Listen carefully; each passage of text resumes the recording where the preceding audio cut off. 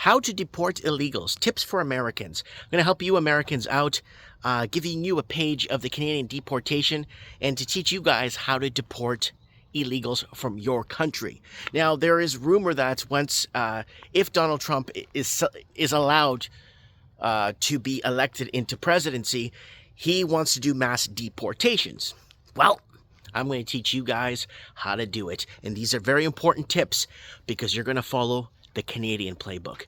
You're not going to do Egyptian playbook. You're not going to use a Filipino playbook. You're not going to use an East Sudan playbook, a Greenland playbook. You're going to use a Canadian playbook on deportation because the Canadians have it down better, probably than any other culture I've ever seen. In 2007 and 2008, 47,000 Portuguese were deported from the Toronto region area that were in Canada on a path to citizenship. In 2008, the housing market started to go south, so they went and started deporting Portuguese entire families, entire purging of families. Now, I'm going to teach you Americans what they did and what you guys can implement, what Canada did. Number one, getting the teachers to hold back all the students that they think may be illegal. Yes, in the high schools, St. Mary's, Archbishop Romero, in Toronto, all the teachers held back all the Portuguese-speaking students. They were all held back and weren't allowed to leave until their parents came in with proper documentation to prove that they're allowed to be in the country. So, hold back all the kids that the teachers feel are illegal or do not belong in the United States or don't show some sort of accustomed to the American ways. Hold them back and wait for the parents to come in. Canada did that at Archbishop Romero Catholic Secondary School and St. Mary's. You guys can look it up. It's on record. Okay. Second way to deport or crack down on illegals: vehicle road blitzes. That's the best. Vehicle road blitzes on bridges or really bizarre entry areas into either thoroughways, highways, motorways. You have a bizarre way where it's impossible for them to do a U-turn if they're doing vehicle road blitzes. When I lived in Toronto in 2006 and 7, heck, in 2000, when I was driving, the police will pull me over. Are you Portuguese? Are you Portuguese? Go to ChatGPT, look it up what I'm saying. It'll bring everything up. All the articles have been taken down in the news. Okay, so vehicle road blitzes, okay? All you have to do is vehicle road blitzes and just get the police at whatever level, the federal, municipal, whatever level, county level, get them all, give them a 3-hour course online, teach them how, just to ask them to prove paperwork that they're allowed to be in the country. That happened to Portuguese immigrants that were in Canada building the country that were no longer needed to build the country because the housing market went south.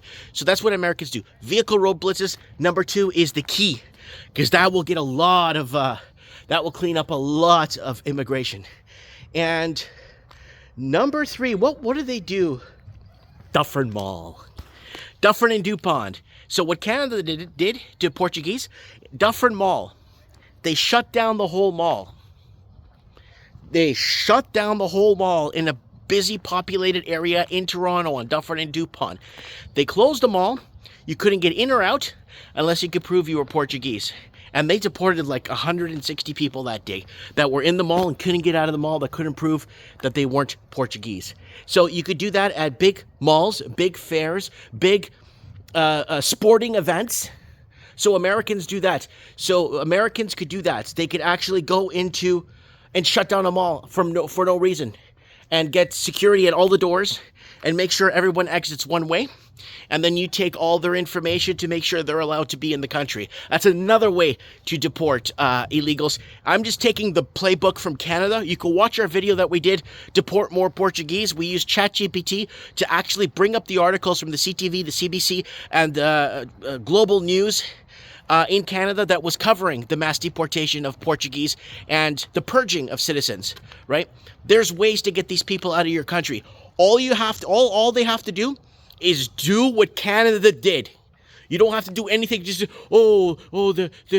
Iraqis did that to the Lebanese, or they did this to this. Now, Trump is taking a playbook from all this. Trump is being evil. Why is he doing what the why is he doing? No, just Canada, right north of you guys. Follow our playbook. What else did they do? Let me think here. So number one, okay, we did vehicle road blitzes, right? We did shutting down centers and shopping centers or malls, right? Hold the kids back and wait for the parents to bring in the paperwork. Oh, Mike, that's so inhumane. They did it to the Portuguese in Toronto. They held back a whole bunch of kids in the schools. So I'm just trying to think what else the Americans could do out of the Canadian playbook.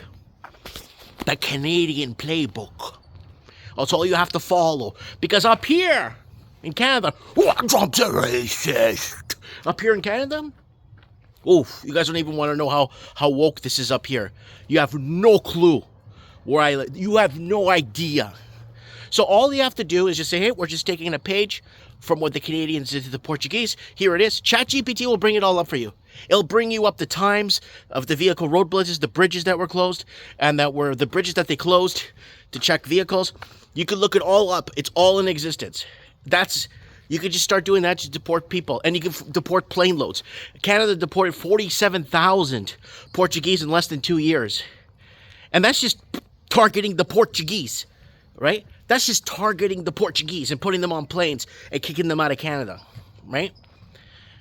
And they have kids born in Canada 13, 14, 15 years, and they still got to go back. Birth tourism doesn't work for Portuguese. Oh, birth tourism. Okay. Birth tourism. Another story happened in Canada. A lady came to bury her uncle in Toronto from Portugal. She came in, she was pregnant. They saw she was pregnant. They told her, if that baby's born in Canada, we're deporting you and the baby won't be Canadian. She's like, I'm just here to bury my uncle and I'm going to leave. So, no birth tourism. So, you could look this up. There's Portuguese that had kids in Canada, in Toronto. They were 12, 13, 14 years old, born in Toronto, Ontario, up to 13, 14. Doesn't count. Doesn't count if your kid was born here. Out. And that's what they did to a lot of Portuguese too. So you guys could do that too. Oh, but my son was born here now. I could stay. No, you can't. Just copy what the Canadians did to the Portuguese. Birth tourism doesn't work for Portuguese. It works for Chinese, but not Portuguese. You have a kid. They threatened that lady at the airport, and then they were putting tabs on her to make sure she didn't have a baby in Canada, because they were going to deport her. And she's like, I'm just here to bury my uncle and I'm leaving. So I just wanted to make this really clear for you Americans. They're going to make it, the world is going to make this seem, if mass deportations happen, the world's going to make it seem like evil Trump and evil this and evil administration. It has no conscience, no this, no that. Look at what they did to the Portuguese in Toronto in 07, 08. Go to ChatGPT. It'll tell you everything you need to know about the vehicle road blitzes, about holding the kids back at the schools waiting for the parents. It'll tell you about closures of malls. Dufferin Mall, look that one up. It'll tell you what's going on. I want to make this video because then here in Canada, the wave comes here, right? Oh, look what they're doing to illegals. And I said, well, they did it to the Portuguese. No, they didn't. They never did. So, that's the world we live in right now, right? So, anyways, I wanted to put this out there. Let me know what you guys think in the comments below. Mike Martins here. I have spoken.